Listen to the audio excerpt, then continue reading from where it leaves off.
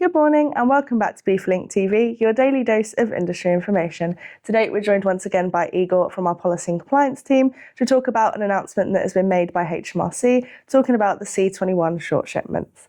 So Igor, thank you so much for joining us this morning. Yep, thank you. Good to be here. So just to give a brief overview, a reminder to members what happened a couple of months ago. There was an issue encountered by our members where for short shipped goods they've been submitting C21 declarations using additional procedure codes 91U and 96M to get those goods out of inventory linked ports, and NCH were rejecting those declarations, and they provided a solution for those short shipments, and the solution was to submit a completely new declaration, pay again all the import charges, and then when the declaration successfully cleared, reclaim those import charges which have been paid during the initial declaration submission. And since then, HMRC, because we raised our concerns that it had a significant impact on the cash flow of the traders. So HMRC sat down, they listened to our concerns, they sat down and then developed a solution. And that solution has been published on the Gov.uk webpage. So now just talking about the recent announcement, what kind of new solutions are available for members if this happens in the future?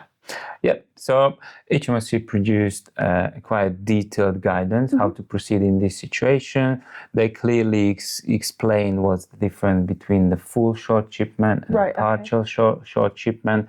And for each scenario, they explain in details what steps have to be followed.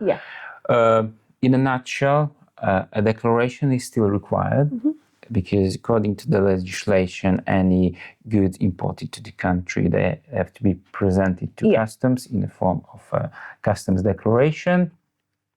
However, traders are able to benefit from an override code. For the new submitted declaration, they can declare the OVR01 code to override the paid import charges. However, some additional steps will be required.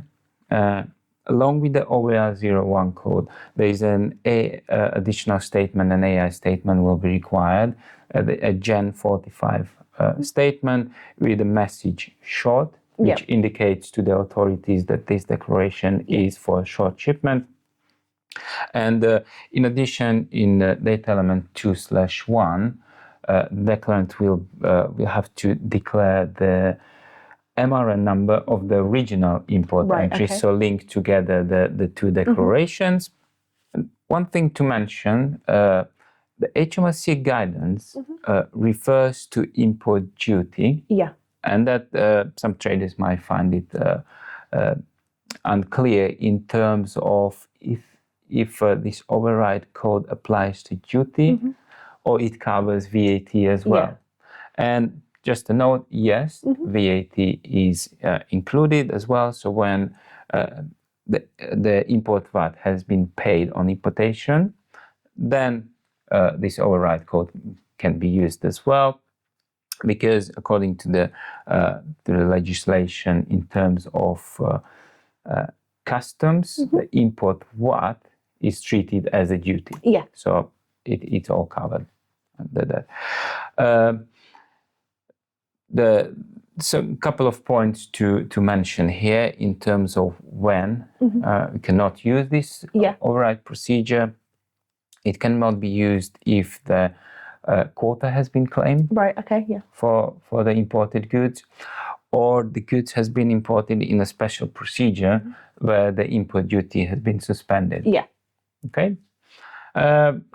Some additional positive points is this override code can be used for a number of simplified procedures, simplified custom procedures. It can be used for EIDR as well, entry in declarant's record.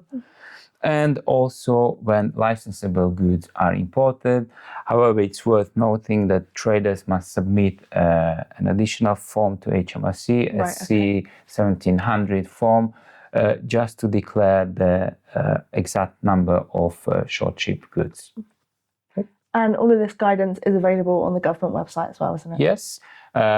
We have announced the publication of this guidance last week. It's available on the BIFA news section, and the link is there for the members to read the detailed kind of step-by-step guidance produced by the government officials. Perfect. Thank you so much, Igor, for the update. My pleasure. The link to the guidance will be in the description so you can read through all of these detailed steps. That's all for today's edition of BeefLink TV, your daily dose of industry information.